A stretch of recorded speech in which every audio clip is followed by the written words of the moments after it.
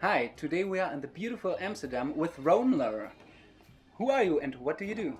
I'm Wiggert Martijn, co-founder of Roamler, and together with Martijn, we try to build a global workforce for small tasks. Yeah, and I'm Martijn.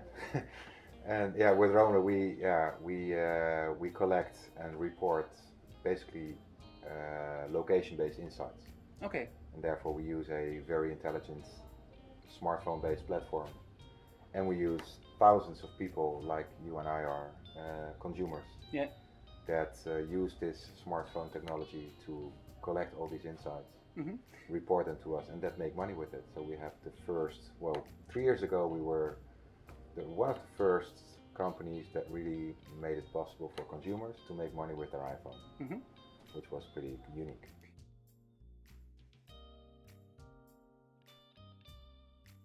Can you walk us through the business model? So how does it work technically? I don't know, the people download the app. What do you do with it? I don't think we will bother you with all the technical stuff, but it's business model is pretty easy. If our customer, like a big fast-moving brand, Mm-hmm. wants to know of 500 supermarket locations if their product is on shelf available, Yeah. then we just drill that down to a very small task that we make available in all these supermarkets. Mm-hmm. The Roamler consumer picks it up in his smartphone. He gets a notification once he passes the supermarket and he says, okay, I can go in the supermarket, count the number of products of this brand, and I make a picture of it, and he gets all the information. He sends it through the app to the office. Mm-hmm. Then we have a validation team, a reviewing team, and they say, okay, you did your job well or you didn't do it well, and if you do it well, it gets accepted. Our Roamler, so the consumer, gets his couple of euros, Yeah. and our customer directly online gets the insights reported in a online portal. And so that's a little bit of the process. Mm-hmm. And if you talk about a financial point of view, the Roamler gets his credits, like 2, 3, 4 euros for an audit, and our customer pays a little bit more, and the rest is It's a premium, is to invest in our business. So basically, you have this is two-sided model. First, you need to acquire some individuals, like having some app in stores, and on the other hand, you need to acquire some B2B customers, right? Customers, yeah. How do you manage this kind of balance? Because I mean, if you go to the corporate and tell them, okay, you could use our service, but right now we don't have a lot of individuals using our platform, or the other way around. How do you make this model work with having the two sides available? Well, in the beginning you have the chicken and egg problem, Yeah, of course, but you can leverage that by putting in tasks yourself. So in the beginning, when we just started here in Amsterdam, Mm-hmm. we put on tasks for all of the different locations, Mm-hmm. and allowing the community to grow.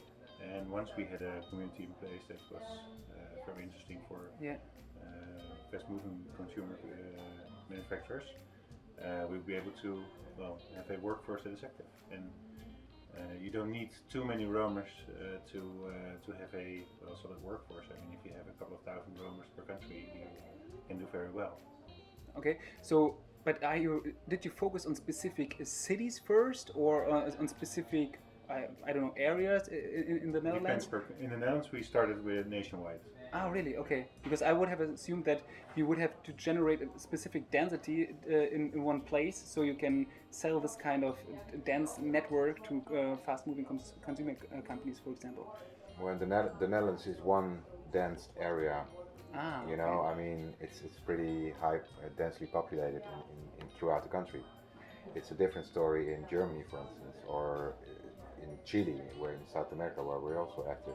There's like 2 big cities. One, it's really central, and one up in the north. I guess that's it. My geographics are not that good, but I mean that's like 80% of the economy. Understood. Yeah. So it's a total different landscape there than it is in Holland. And there we do a city-by-city approach. Okay. In Holland we did just a national rollout at once. And how do you acquire the individual customers? So how do you generate the app installs? Pretty much they acquire themselves. We like to have a system where they invite other roamers. So it's Roamler, you can invite another roamer. And by doing that, the roamer tells a story of roamer to the other roamer, and making sure that the conversion is as high as possible. Because before you are allowed to do commercial tasks, tasks that we put out for our customers, you have to do 10 tasks to really get to know the system, and we call it our boot camp. And if you are failing during your boot camp, well, it's not a conversion for us, of course. Okay, understood. So the better you know about the concept before you start, the better chances are that you'll get to level 2 where you can do these commercial tasks. Okay. Then there's one other thing. If you, at least in Holland, but in very many countries that we're active in, if you start telling consumers that they can make money with their iPhone or their smartphone just by performing very easy walk-around tasks, well, that you don't need to say too much more to convince them to join the crowd. Because people like to earn an extra buck. Yeah, and it's simple tasks, as you said. Yep. It's just taking pictures. It's simple. And it's also convenient because you have to go to the supermarket to do your groceries. Yeah. So we just invite you to, once you're there, pay for your grocery. Yeah, we make it a little bit easier for you, and you just have to go to whatever, the soda shelf or the beer shelf or the diaper shelf, take some notes, make a picture, and that's it. Great. Yeah. Let's talk briefly about the corporate strategy. So, who do you perceive your biggest competitors in Europe or in the Netherlands? And how do you think, what does it take to outperform them? Well, in Europe, when we started, there was no competition. There was 2 initiatives in the US, which were similar to ours. Okay. They started a couple of months earlier. So in Europe, there was nothing. So it was a very luxury situation. But then again, we were not in Europe, we were in Holland. Yes. And then about 9 months later, there was a first copy concept in Holland. They're still a competitor. And throughout the past 3 years, like 10, 15, 20 initiatives started throughout Europe. And now at the moment, the most competition is local. And we know the way that we can keep in front of them, stay in front of them, is just to really get the European footprint. Okay. Because we are convinced that we are still Europe's biggest player in terms of coverage. Yeah. If we really have a solid footprint throughout Europe, then we will remain and become more interesting for our customers, who are also very regional orientated. Okay. So is it that the fast-moving consumer goods companies are more, because they are globally, that's why they want to have this kind of global footprint and global access, or region. Yeah, because they want to look at maybe the stores in Germany, Italy, etc. And if you have people using your app there, then this is the competitive advantage. And that's why you want to scale very fast in this kind of areas. I think so. Skill is an advantage, and I think also we see a lot of competitors focusing more on the infrastructure, having also a broad variety of applications. I think here again focus is key as well. So focus on retail, focus on really what the trade marketing manager is worrying about, or the people who is responsible for on-shelf availability. So also having a closer fit to the business is something that we really try to do, and at least for some of the competitors we see they have a more infrastructure approach. For example, you have to review the tasks yourself, which is fine, but I think it's having a better focus or a different focus works for us. How did the corporates do their market research maybe 4 or 5 years ago when no company like you existed in Europe? Well, market research is a broad for the fast mover consumer goods. But the location-based insights, which we focus on, well, they didn't do it, or they used their own field force for it, or their hired field force, which was very expensive. Okay. To give you an explanation, which was also the inspiration for this business model, in my previous company we had a project in which we have to on a monthly basis visit 300 random bus stations to collect some data from those bus stations. Yeah. We did that with physical people that we put in the car with a TomTom sat-nav, with a picture camera, with a question list. All that was collected and sent to the office, then data entry. I mean, you can imagine that it's pretty time and money intensive. Yeah. That's how we did that before. And now you can do it in a single morning. Yeah, now you can do it in a single morning. And so we cut out, a lot of staff. We cut out personnel. You don't need staff anymore. We cut out mileage. Yeah. People don't have to drive to a specific location because we know they're in the vicinity of that location already. So we cut out the most expensive parts of that process, and time, of course. And it's variable. Yeah? It is, yeah. And I think other competitors on the market are companies like Nielsen and IRI and GfK. Yeah. Companies that provide retail insights. Although they are more focused most of the time in consumer research, but and cash register data, they would be something that they would do as well. And we can deliver it at a fraction of their price. Understood. And how big is this location-based market research market in Netherlands or in Europe? You knew that? Yeah. I have no idea. No, really. I mean, it's big. I mean, we can look at our revenue, but that's not the market, obviously. Yeah, sure. And I think where we are now, I think it can be times 5 to 10 in the Netherlands, I guess. Okay. Well, that doesn't tell you anything, but for us, it's like an indication. Yeah. I really can't put a number on it. I mean, it can be 100 million market, it can be 1 billion market. I really am not sure. It's still a market that needs to be created as well. I mean, we are not. I think the thing that we're doing, since it's more accessible for companies, we are creating a market that wasn't that much there.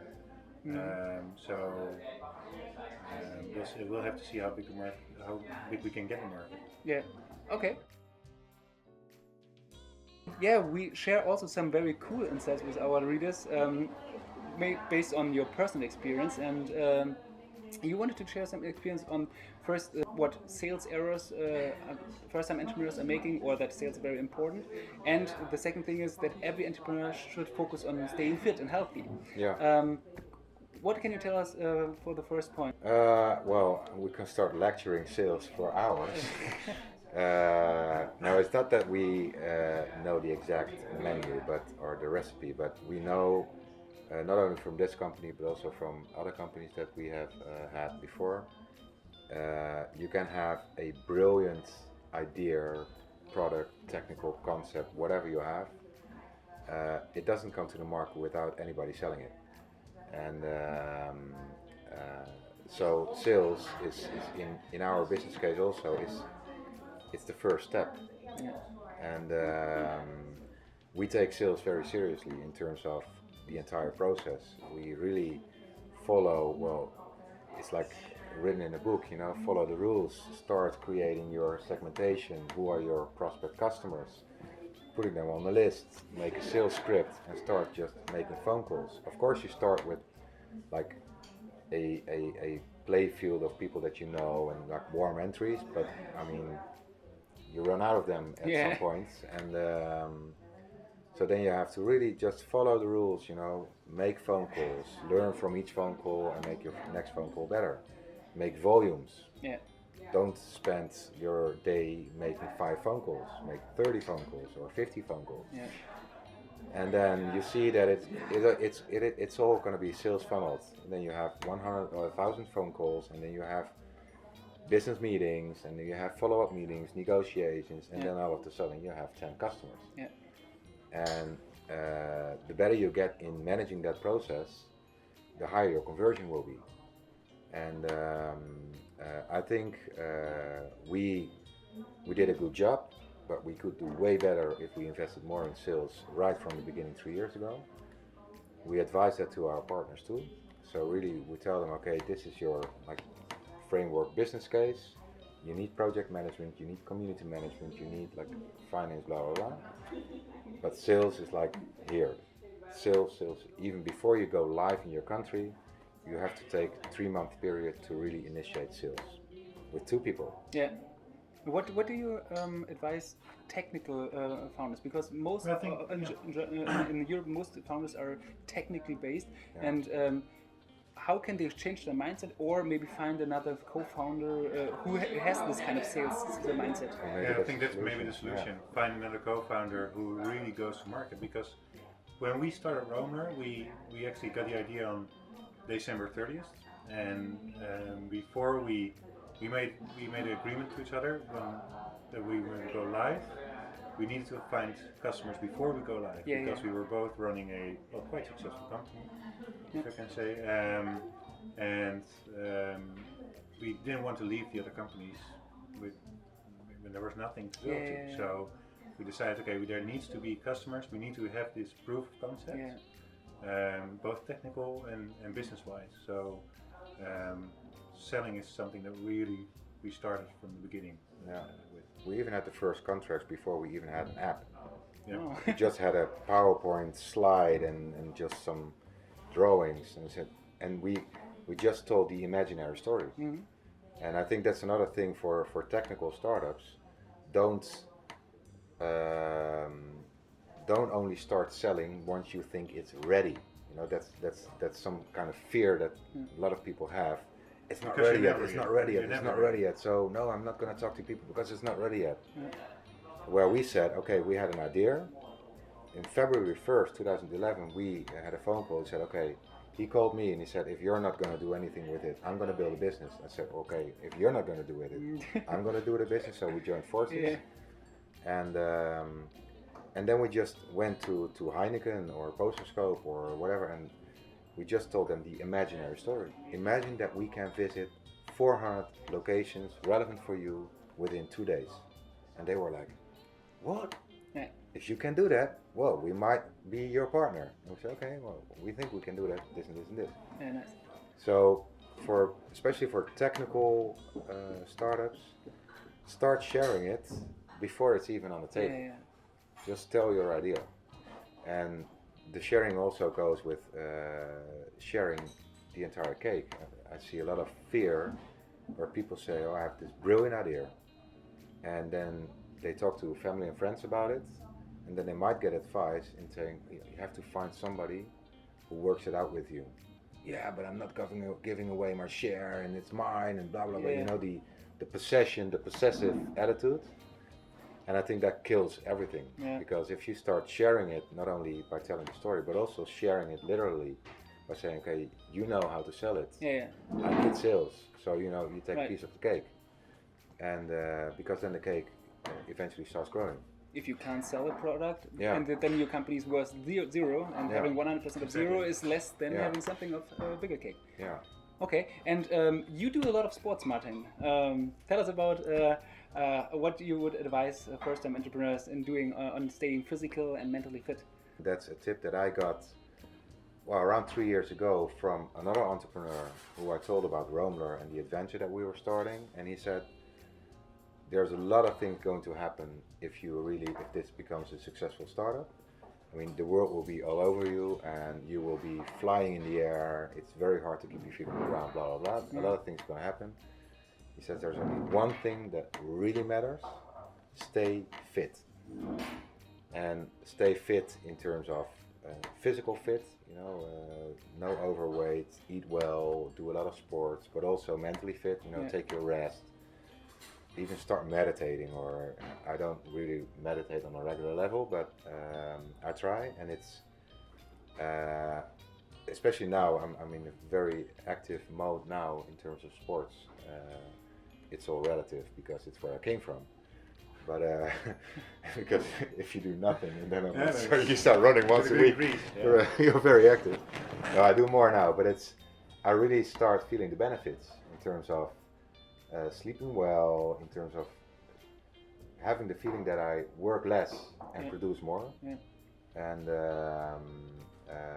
I think it's one of the most important lessons for life, but especially for entrepreneurs who really come like bull's eye with an idea, and then everybody is all over them, and they will be lived instead of they live. And then it's very difficult to keep your feet on the ground and really stay fit. And So yeah, it's for me personally, and well, we've had an initiative in this company where we said, okay, a friend of ours, he started these 7-day recharge programs, and we decided to join that program with the entire company. Yeah. And that program consisted of just conscious living throughout 1 week, which is pretty easy, 7 days. Yeah. But it came down to no coffee, no alcohol, a lot of exercising, meditation, yoga, no connectivity in terms of mobile and internet after 8:30 p.m. Oh, okay. Wake up without snoozing, and all small and bigger stuff, which is again doable within a week. And after that week, some of those aspects just started to become part of the program. Okay. I know that really, to make a change in your program, it takes 21 days, but 7 days is a good start. Yeah. So it's also become, just conscious living, conscious eating became part of the company. Nice. Yeah. Okay. Thank you very much, Martijn and Wiggert, for your time. You're welcome. Thanks. Thanks.